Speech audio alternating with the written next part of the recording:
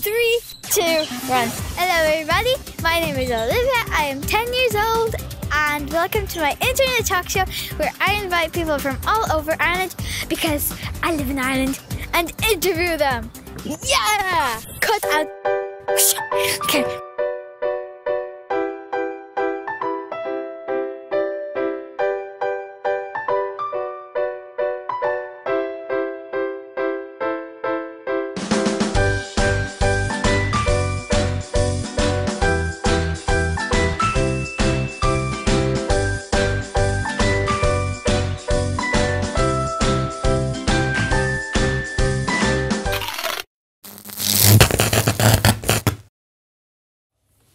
First of all, I would like to thank you for coming here, and I really appreciate you giving up your time. So can you please say a few words about yourself?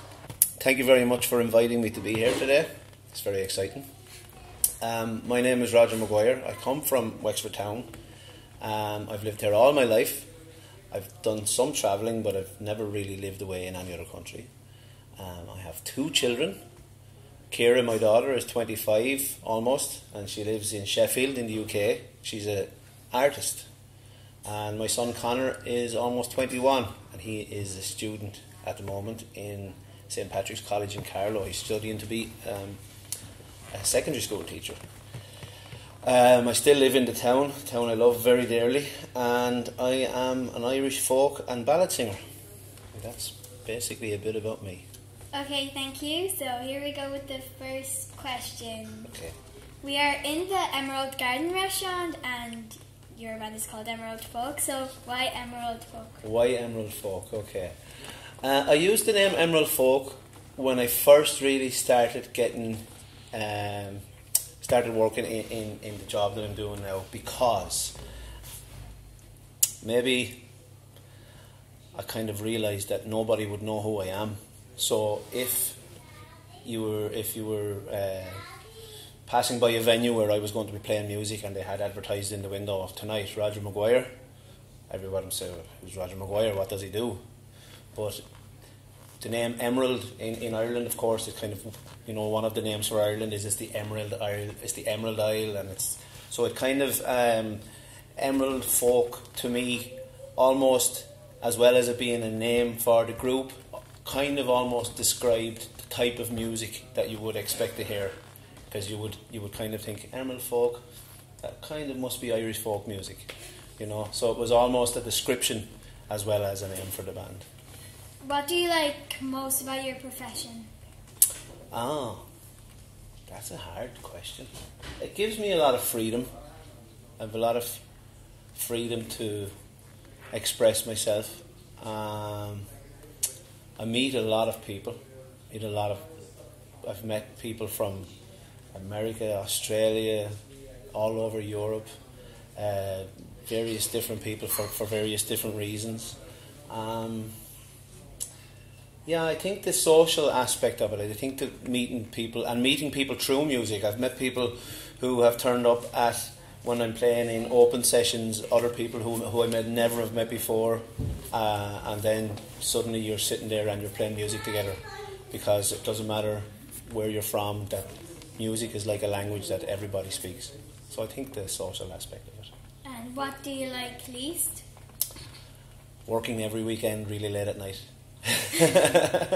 I've missed, over the years, I've missed so many events, people who've invited me to christening, their children being christened, or parties, 21st birthday parties and weddings and stuff like that, because I've already had prior commitments where I've had to work at the weekend. So it's just that's the toughest part of it, because most of the work is at the weekend. What do you do in your spare time? My spare time?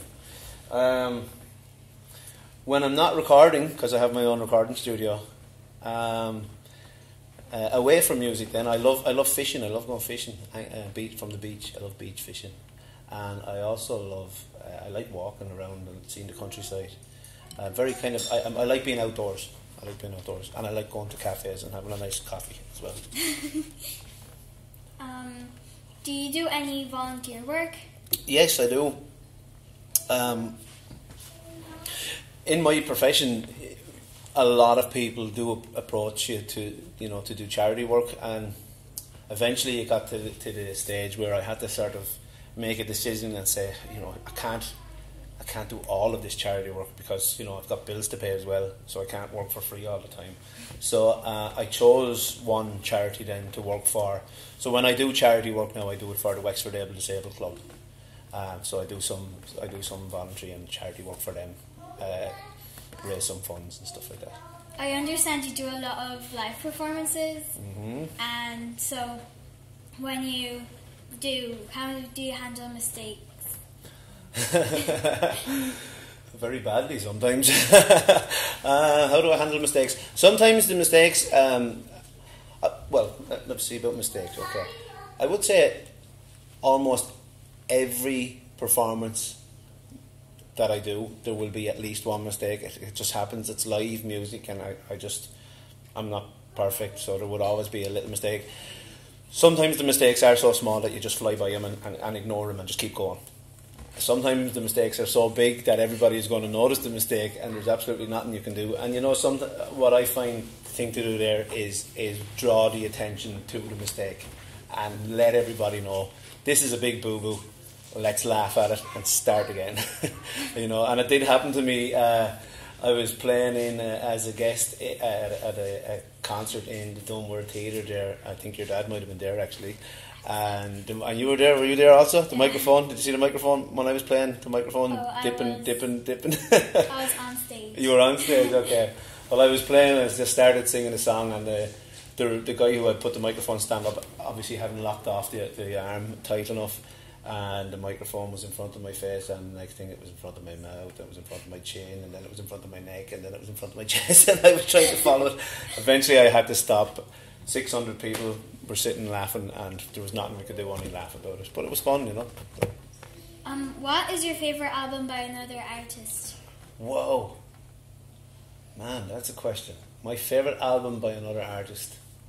I don't think I have a favourite album by another artist. I like so many different types of music.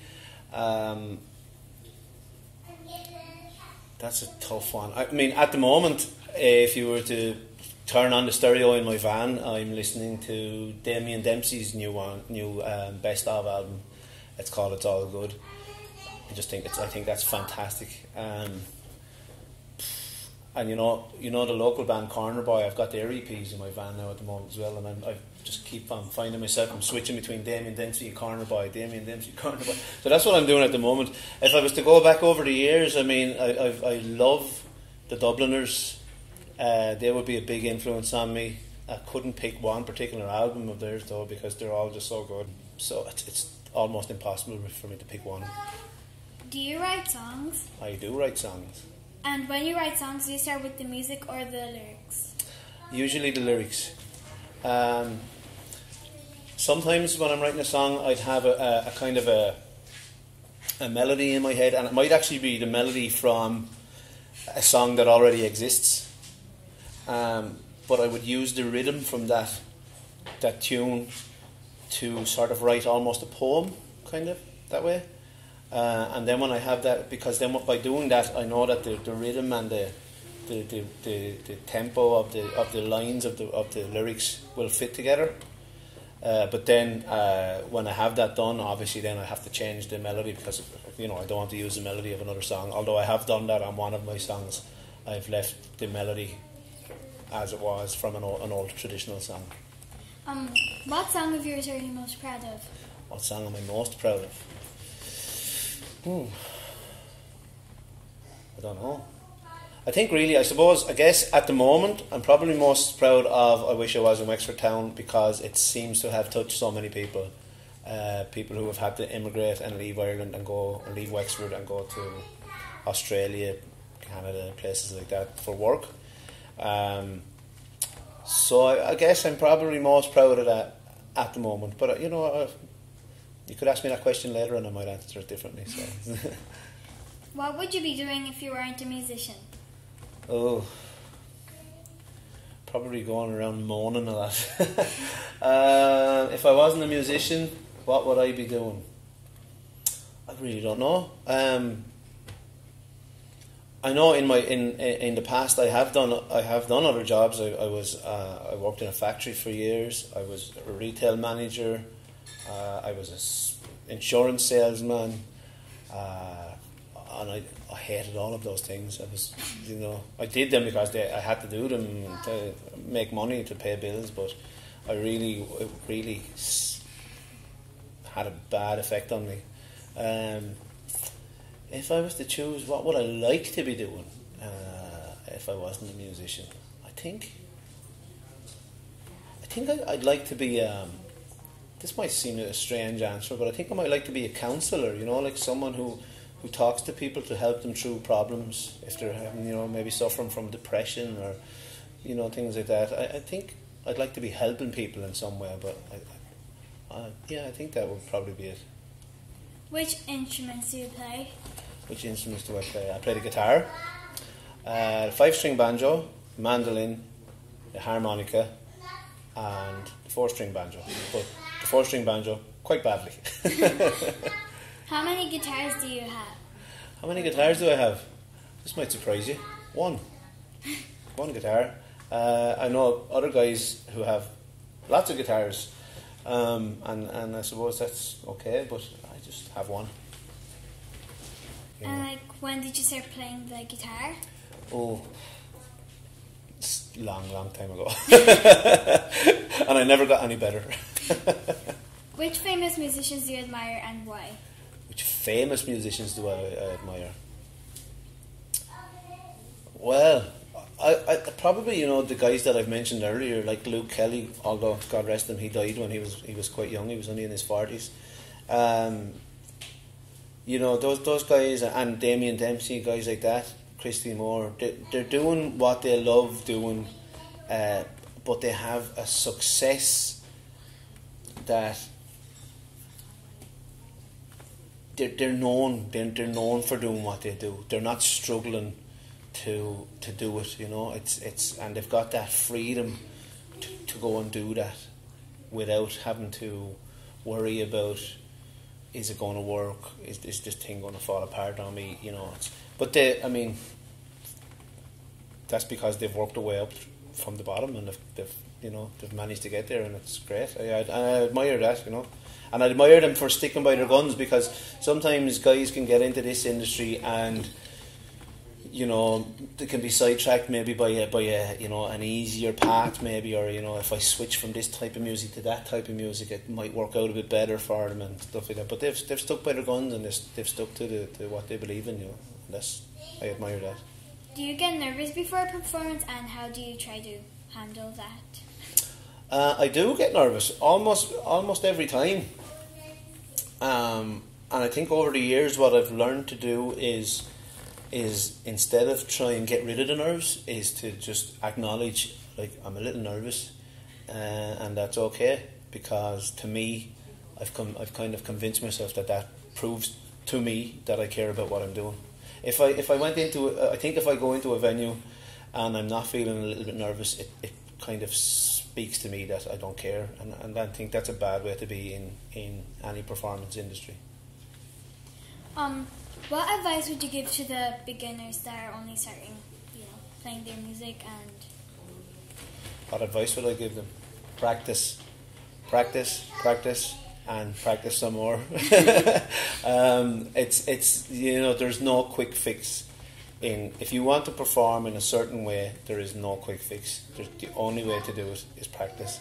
And I have come across people, and younger people, who probably through no fault of their own, maybe they've been told, you're great, whatever it is, and they're not quite ready to put themselves out there, but they're putting themselves out there, and they're letting themselves down, whereby a little bit more practice and a little more preparation would make all the difference. And I think that's for any job. It's not just music. I think that's, your dad is a photographer, and if I go and buy a camera today, I can't call myself a photographer. I don't know how to do it. You need to learn how to do it, and you need to practice, and it's the same, very much the same for music. So practice, but stick to what you love as well. Don't let people sway you away from, if you want to be a jazz musician and someone says to you, there's no market for jazz, don't worry about the market.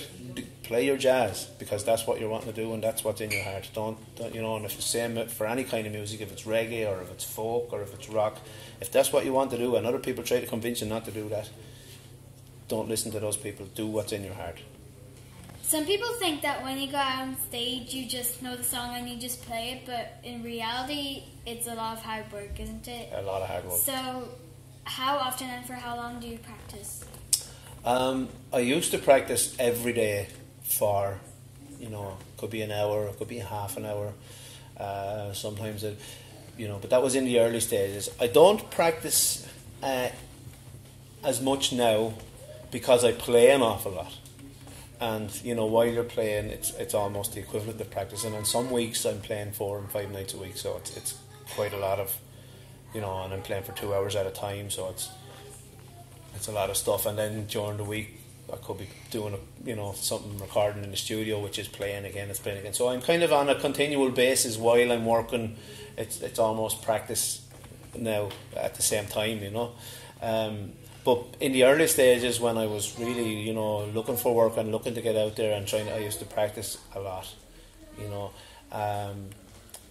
And with the style of music that I play, I suppose I'm not what you would call a technically brilliant guitar player because I just use it to accompany the singing. So for me, the most important thing was the songs and singing the songs. It wasn't necessarily to be a fantastic guitar player, although that has to be solid, it has to be good. But so to answer your question, I suppose, because I'm wandering a little bit, I used to practice an awful lot. Probably not as much now because I'm working a lot, so I'm kind of working and practicing at the same time almost. How was your childhood? Fantastic.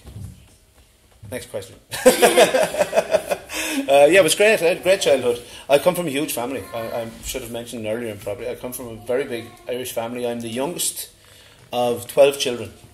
I have 9 brothers and I have 2 sisters and Mum and Dad, and we lived in a very ordinary house in a very ordinary street, not very far from here. And it was great. It was great. Christmas time was great. Everyone was piled around the table eating a turkey that was as big as an ostrich, and yeah, it was great. That means I don't have to ask you the next question because you already kind of answered it. I ask it anyway, just to make sure I covered it. You have siblings, don't you? So how many brothers or sisters? Yeah, 9 brothers and 2 sisters. If you could go back in time, what would you do differently or what would you change? I would definitely, if I could go back in time, just in my own life, you mean, or is it in general? Just in general. In general, if I could go back in time, I would make sure that the guy who split the atom didn't discover how to do it, so we had no nuclear power. And I would, what else would I do? There's so much. I mean, where would you even start? I'd try and make people be less greedy. But if I could go back in time in my own life, I'd stay in school longer. I'd get a better education. Yeah. I don't know what I'd do with that, but I just think it would be. I think it would be a good idea to have it because I left school a bit early, which wasn't good. Made life a little difficult. If you could say something to the whole world, what would it be? Stop fighting. Simple as that. Stop fighting. Share it around. Let's not be greedy. There's plenty there for everybody. There's no need for anybody to starve. There's no need for anybody to go to bed on the concrete ground. What was a day that changed your life? A day that changed my life. There's a few, that come to mind straight away. Obviously, the day my daughter was born, everything changed because she's the eldest of my kids. So, the day before, I had myself to look after and my girlfriend at the time. But, it was just me. Next day, I had this little bundle that suddenly I was responsible for. So that was a huge change. And then the same when my son came along, that was a big life changer. Yeah, I think the kids being born, it's there's not much that I can think about, even in music or in work or anything else that is, I suppose maybe also the day my father died. Thankfully my mother is still alive, but you know, it's almost like the flip side of the coin, where, you know, when your children are born, you've got someone coming into your life, a new person.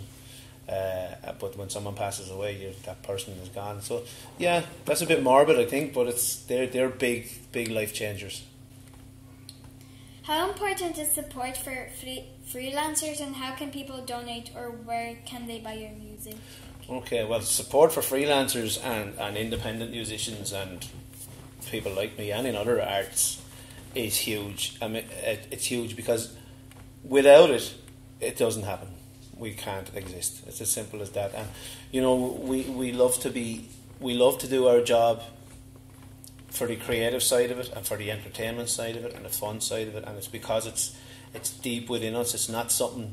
Sometimes it's not something we even fully choose. You know, I know that I can't do anything else. This is what I have to do. This is what I'm on the planet to do. But the other side of the reality of it is, I also need to go to Aldi today and buy something for my dinner. So if I don't get money, that doesn't happen. So it's hugely important.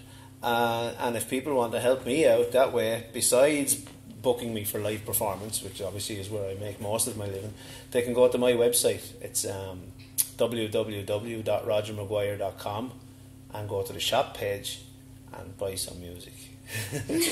Can they buy your music on iTunes or? Yeah, if you go to the shop page, there's a link to iTunes. So you can either buy it directly in the shop page, which will just give you an account to buy MP3, or you can go to iTunes and follow the usual criteria. Okay, now can you imagine a little boy about 3 or 4 years old looking really serious and wearing his dad's flat cap and smoking a pipe? Yeah. Does that remind you of anything? Yes, it does. I have a little surprise for you. No way. Oh, the screen is darker. Hi Roger, do you remember that photograph that's sitting up at home in Bernadette Place that I took all those years ago? Yes, I do remember that. Well, I remember taking that photograph very well because you were about 3 or maybe 4 years of age, and I was very excited because I'd just gotten a real good professional camera, or so I thought, a Pentax I remember, and it was my first single lens reflex camera. And at the time, as I said, you were only a little boy and you were playing in the back garden on your trike, and I got a few photographs of you. And I got a lovely photograph actually of you chewing on a blade of grass. But I think my favourite photograph is the one that's sitting up in our mother's house, and it shows you as a little boy wearing our dad's flat cap and smoking his pipe, and you're looking very serious, like a little grown-up man. Just like you are today, a little grown-up man. So I wish you all the best, Roger. You're a great guy, a good brother, especially once you pay me all the money you owe me. And, you know, pretty soon one day you will get that singing voice that you've been looking for all this time, and you will become a big star. The best of luck. Oh, that's nice. Well, I wasn't expecting that. That's lovely. Thanks very much. That's really nice. Really good. What did you think about that? That's very good. I'm trying not to well up.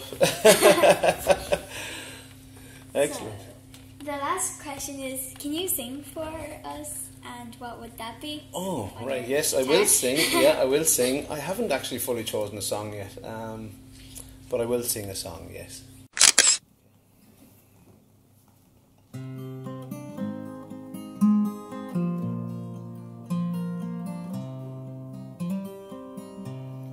Black is the colour of my true love's hair. Her lips are like